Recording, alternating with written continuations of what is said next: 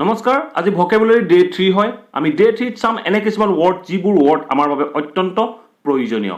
আমাক যদি কোনো ব্যক্তিয়ে এনে ধৰণৰ ৱৰ্ডবোৰ কয় বা আমি যদি ক'ৰবাত এনে ধৰণৰ ৱৰ্ডবোৰ লিখা পাওঁ, আমি যাতে অতি সহজে এই বাক্যবোৰ বুজি পাব পাৰোঁ, তাৰ বাবে এই ভকেবুলাৰীখিনি অত্যন্ত প্ৰয়োজনীয় হ'ব।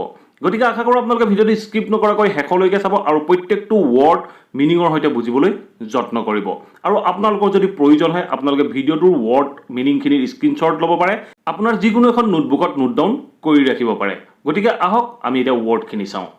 প্ৰথম ৱৰ্ডটো হ'ল গেজ। গেজ মানে হ'ল লাগি চোৱা। যেতিয়া কোনো এটা বস্তুৰ প্ৰতি আমি লাগি চাই থাকোঁ বা কোনো এজন ব্যক্তিয়ে লাগি চাই থাকে, তেনে ক্ষেত্ৰত আমি গেজ ৱৰ্ডটো ব্যৱহাৰ কৰোঁ। স্নীৰ। স্নীৰ মানে হ'ল ঘৃণাৰে চোৱা। যেতিয়া কোনো এজন ব্যক্তিয়ে নাক কুচাই ঘৃণাৰে চাই, তেনেকুৱা ক্ষেত্ৰত আমি স্নীৰ ৱৰ্ডটো ব্যৱহাৰ কৰোঁ। স্নীৰ ৱৰ্ডটোৰ অৰ্থ কেৱল ঘৃণাৰে চোৱাই নহয়, আমি ঘৃণাৰে যেতিয়া কোনো বাক্য প্ৰকাশ কৰোঁ, তেনেকুৱা ক্ষেত্ৰতো স্নীৰ ৱৰ্ডটো ব্যৱহাৰ কৰা হয়। ঠিক তেনেধৰণে চি। চি মানে হ'ল দেখা। যেতিয়া আমি কোনো এটা বস্তু চাবলৈ কওঁ বা কোনো এটা বস্তু চাওঁ, তেনে ক্ষেত্ৰত আমি চি ৱৰ্ডটো ব্যৱহাৰ কৰোঁ। নেক্সট ৱৰ্ডটো হ'ল শ্ব'। শ্ব' মানে হ'ল দেখা বা দেখুওৱা। আমি যেতিয়া অন্য এজন ব্যক্তিক কিবা এটা বস্তু দেখুৱাওঁ, তেনে ক্ষেত্ৰত আমি শ্ব' ৱৰ্ডটো ব্যৱহাৰ কৰোঁ। বিটাৰ। বিটাৰ মানে হ'ল তিতা। যেতিয়া আমি কোনো এটা বস্তু তিতা বুলি কওঁ, কেৰেলা তিতা বুলি কওঁ, তেনে ক্ষেত্ৰত আমি বিটাৰ ৱৰ্ডটো ব্যৱহাৰ কৰোঁ। চ'ৰ। চ'ৰ মানে হ'ল টেঙা। যেতিয়া আমি কোনো এটা বস্তু টেঙা বুলি কওঁ, কোনো এটা বস্তুৰ সোৱাদৰ কথা প্ৰকাশ কৰিবলৈ যাওঁ, এই বস্তুটোৰ সোৱাদ টেঙা, তেনে ক্ষেত্ৰত আমি চ'ৰ ৱৰ্ডটো ব্যৱহাৰ কৰোঁ। ঠিক তেনেধৰণে বিটাৰ গাৰ্ড। বিটাৰ গাৰ্ড মানে হ'ল তিতা কেৰেলা। Bottle gourd. বটল গাৰ্ড মানে হ'ল জাতিলাও বা আমি যিটো লাও বুলি কওঁ। মিণ্ট। মিণ্ট মানে হ'ল পদিনা। মনত ৰাখিব, মিণ্ট। মিণ্ট মানে হ'ল পদিনা। পাম্পকিন। পাম্পকিন মানে হ'ল ৰঙালাও। টাচ। টাচ মানে হ'ল যেতিয়া আমি কোনো এটা বস্তু স্পৰ্শ কৰোঁ, তেনে ক্ষেত্ৰত আমি টাচ ৱৰ্ডটো ব্যৱহাৰ কৰোঁ। ফিল। ফিল মানে হ'ল অনুভৱ কৰা। আমি দুখ, বেজাৰ, কষ্ট আদি যেতিয়া অনুভৱ কৰোঁ, তেতিয়া আমি ফিল ৱৰ্ডটো ব্যৱহাৰ কৰোঁ। স্মেল।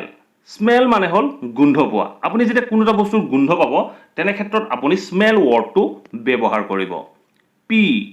পি মানে হ'ল পেচাব কৰা। আপোনাৰ যেতিয়া পেচাব কৰিব লাগিব বা আপুনি যেতিয়া বাথৰুম যাব বিচাৰিব, তেনে ক্ষেত্ৰত আপুনি পি ৱৰ্ডটো ব্যৱহাৰ কৰিব। পোপ। পোপ মানে হ'ল শৌচ কৰা। যেতিয়া আমাৰ শৌচ কৰিব লাগে, তেনে ক্ষেত্ৰত আমি পোপ ৱৰ্ডটো প্ৰায়ে ব্যৱহাৰ কৰা দেখিবলৈ পাওঁ। গতিকে আপোনালোকে মনত ৰাখিব, পোপ ৱৰ্ডটো আপোনালোকে শৌচ কৰাৰ ক্ষেত্ৰত ব্যৱহাৰ কৰিব পাৰে। এক্সাভেট। এক্সাভেট মানে হ'ল খনন কৰা। যেতিয়া কোনো এটা মেচিনৰ দ্বাৰা কোনো এটা স্থান খনন কৰি থকা হয়, তেনে ক্ষেত্ৰত আমি এক্সাভেট ৱৰ্ডটো ব্যৱহাৰ কৰোঁ।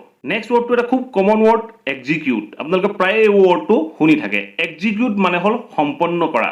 যেতিয়া আমি কোনো এটা কাম সম্পন্ন কৰোঁ, তেনেকুৱা ক্ষেত্ৰত আমি এক্সিকিউট ৱৰ্ডটো ব্যৱহাৰ কৰোঁ। এক্সট্ৰিম। এক্সট্ৰিম মানে হ'ল অত্যন্ত, খুব বেছি, প্ৰচণ্ড, তেনেকুৱা ক্ষেত্ৰত আমি এক্সট্ৰিম ৱৰ্ডটো ব্যৱহাৰ কৰোঁ। যেনে আমি ক'ব পাৰোঁ যে আজি বহুত গৰম, তেতিয়া তেনে ক্ষেত্ৰত আমি বাক্যটো ক'ম যে এক্সট্ৰিম হট। এক্সট্ৰিম হট মানে অত্যন্ত গৰম। ইণ্টাৰাপ্ট। ইণ্টাৰাপ্ট মানে হ'ল বাধা দিয়া বা মাজত হকা বাধা কৰা। তেনেকুৱা ক্ষেত্ৰত আমি ইণ্টাৰাপ্ট ৱৰ্ডটো ব্যৱহাৰ কৰোঁ। আপোনালোকে প্ৰায় নিশ্চয় শুনি থাকে ইণ্টাৰাপ্ট ৱৰ্ডটো বিভিন্ন লোকে ব্যৱহাৰ কৰি থাকে। ঠিক তেনেধৰণে ফৰবিড। ফৰবিড মানে হ'ল বাধা দিয়া বা হকা বাধা কৰা। তেনেকুৱা ক্ষেত্ৰতো আমি ফৰবিড ৱৰ্ডটো ব্যৱহাৰ কৰিব পাৰোঁ। নেক্সট ৱৰ্ডটো হ'ল ভাষ্ট। ভাষ্ট মানে হ'ল বিশাল, প্ৰকাণ্ড। তেনেকুৱা ক্ষেত্ৰত আমি ভাষ্ট ৱৰ্ডটো ব্যৱহাৰ কৰোঁ। ঠিক তেনেধৰণে ট্ৰিমেণ্ডিয়াছ। ট্ৰিমেণ্ডিয়াছ মানে হ'ল বিশাল, প্ৰকাণ্ড। তেনেকুৱা ক্ষেত্ৰত আমি ট্ৰিমেণ্ডিয়াছ ৱৰ্ডটো ব্যৱহাৰ কৰোঁ। আৰু ঠিক তেনেধৰণে আমি ব্যৱহাৰ কৰোঁ হিউজ। হিউজ মানে হ'ল বিশাল বা ডাঙৰ বা প্ৰকাণ্ড। চ' একেটা মিনিঙৰ বাবে আমি তিনিটা ৱৰ্ড ব্যৱহাৰ কৰিব পাৰোঁ। মাছ। মাছ মানে হ'ল ডাঙৰ বা বহুত বেছি। তেনেকুৱা ক্ষেত্ৰত আমি মাছ ৱৰ্ডটো ব্যৱহাৰ কৰোঁ। যেনে আমি ক'ব পাৰোঁ যে মাছ এৰিয়া, বহুত ডাঙৰ এৰিয়া, বা মাছ পিপল, বহুত মানুহ। তেনেকুৱা ক্ষেত্ৰত আমি মাছ ৱৰ্ডটো ব্যৱহাৰ কৰোঁ। ভাষ্টৰ দৰে প্ৰায় শুনিবলৈ একে ৱৰ্ড ভেষ্ট। ভেষ্ট মানে হ'ল গেঞ্জি। আমি যিটো অন্তৰ্বাস পৰিধান কৰোঁ, সেইটোক কোৱা হয় ভেষ্ট। মেচিভ। মেচিভ মানে হ'ল গধুৰ। আমি প্ৰায়ে কৈ থকা শুনো মেচিভ মেচিন। মেচিভ মেচিন মানে বহুত গধুৰ মেচিন। এনেধৰণে আমি মেচিভ ৱৰ্ডটো ব্যৱহাৰ কৰোঁ। ঠিক তেনেধৰণে আমি ব্যৱহাৰ কৰিব পাৰোঁ হেভি। হেভি মানে হ'ল গধুৰ। হেভি মানে গধুৰ আৰু মেচিভ মানে বহুত বেছি গধুৰ। আৰু ঠিক তেনেধৰণে অন্য এটা ৱৰ্ড বাল্ক।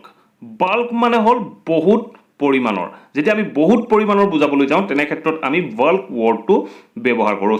আপোনালোকে হয়তো নিশ্চয় শুনিছে যে কোম্পানীয়ে বাল্ক প্ৰডাকশ্যন আৰম্ভ কৰিলে। বাল্ক প্ৰডাকশ্যন মানে বহুত বেছি পৰিমাণৰ প্ৰডাকশ্যনৰ কাম আৰম্ভ কৰে তেনে ক্ষেত্ৰত আমি বাল্ক ৱৰ্ডটো ব্যৱহাৰ কৰোঁ নেক্সট ৱৰ্ডটো হ'ল শ্বৰ্টেজ শ্বৰ্টেজ মানে আপোনালোকে হয়তো বহুতেই জানে শ্বৰ্টেজ মানে হ'ল অভাৱ ঠিক তেনেধৰণে আমি অন্য এটা ৱৰ্ড ব্যৱহাৰ কৰিব পাৰোঁ স্কাৰচিটি স্কাৰচিটি মানে হ'ল অভাৱ যেতিয়া কোনো এটা বস্তুৰ অভাৱ ঘটে তেনে ক্ষেত্ৰত আমি শ্বৰ্টেজ বা স্কাৰচিটি ৱৰ্ডটো ব্যৱহাৰ কৰিব পাৰোঁ ঠিক তেনেধৰণে অন্য এটা ৱৰ্ড হ'ল ক্ৰাইচিছ ক্ৰাইচিছ মানে অভাৱ বা দুৰ্যোগ যেতিয়া কোনো এটা ঠাইত কোনো বস্তুৰ অভাৱ হয় কোনো এটা সেই বস্তুটো অভাৱৰ প্ৰতি লক্ষ্য ৰাখি দুৰ্যোগৰ নিচিনা অৱস্থা হয় তেনে ক্ষেত্ৰত আমি ক্ৰাইচিছ ৱৰ্ডটো ব্যৱহাৰ কৰোঁ যেনে আপোনালোকে প্ৰায়ে শুনি থাকে যে ৱাটাৰ ক্ৰাইচিছ চলিছে মানে পানীৰ বাবে অভাৱ চলিছে বা পানীৰ দুৰ্যোগ চলিছে তেনে ক্ষেত্ৰত আমি ক্ৰাইচিছ ৱৰ্ডটো ব্যৱহাৰ কৰোঁ নেক্সট ৱৰ্ডটো হ'ল স্কেৰ স্কেৰ মানে হ'ল ভয় খোৱা ঠিক তেনেধৰণে আমি ইয়াৰ আগৰ ভিডিঅ'টোত শিকি আহিছিলোঁ এফ্ৰেইড ফিয়াৰ এনেধৰণৰ ৱৰ্ডবোৰৰ দ্বাৰা আমি ভয় বুজোঁ চ'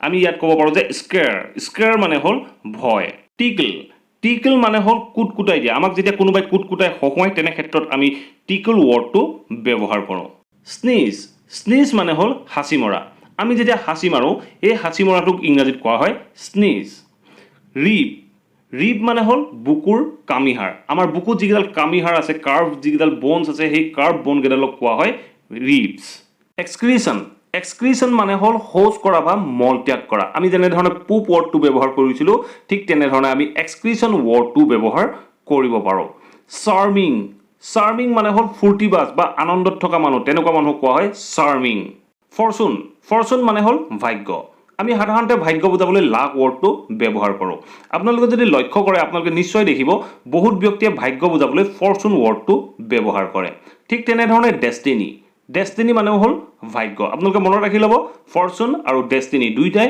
ভাগ্য বুজায় ঠিক তেনেধৰণে আমি অন্য এটা ৱৰ্ড ক'ব পাৰোঁ যে গ'ল মানে আমি যিটো ফুটবলৰ গ'লৰ কথা কোৱা নাই গ'ল মানে হ'ল লক্ষ্য আমি যেতিয়া লক্ষ্যৰ কথা ক'বলৈ যাওঁ তেতিয়া আমি গ'ল ৱৰ্ডটো ব্যৱহাৰ কৰিব পাৰোঁ আপোনালোকে সাধাৰণতে এইম ৱৰ্ডটো ব্যৱহাৰ কৰে এইমৰ সলনি আপোনালোকে গ'ল ৱৰ্ডটো ব্যৱহাৰ কৰিব পাৰে এচিভ মানে হ'ল প্ৰাপ্তি আমি যেতিয়া কোনো এটা বস্তু পাওঁ কোনো এটা বস্তু আমি আয়ত্ত কৰোঁ তেনেকুৱা ক্ষেত্ৰত আমি এচিভ ৱৰ্ডটো ব্যৱহাৰ কৰোঁ ডিমাইজ মানে হ'ল মৃত্যু হোৱা যেতিয়া কোনো এজন ব্যক্তিৰ মৃত্যু হয় তেনে ক্ষেত্ৰত আমি ডেথ ৱৰ্ডটো ব্যৱহাৰ কৰোঁ বা আমি কেতিয়াবা পাছ এও ব্যৱহাৰ কৰোঁ আপোনালোকে তাৰ সলনি ব্যৱহাৰ কৰিব পাৰে ডিমাইজ মানে হ'ল মৃত্যু হোৱা বা পৰলোক প্ৰাপ্তি হোৱা ঠিক তেনেধৰণে অন্য এটা ৱৰ্ড এডৰ মানে হ'ল মৰমৰ আপোনালোকে হয়তো প্ৰায় নিশ্চয় শুনিছে এডৰেবল বুলি কোৱা নিশ্চয় শুনে চ' এডৰেবল মানে হ'ল মৰমৰ চ' এডৰ মিনছ মৰমৰ গতিকে আপোনালোকে এডৰ ৱৰ্ডটো ব্যৱহাৰ কৰিব পাৰে এডমায়াৰ মানে হ'ল প্ৰশংসা আপুনি যেতিয়া কোনো এজন ব্যক্তিৰ প্ৰতি প্ৰশংসা কৰে তেনেকুৱা ক্ষেত্ৰত আপুনি এডমায়াৰ ৱৰ্ডটো ব্যৱহাৰ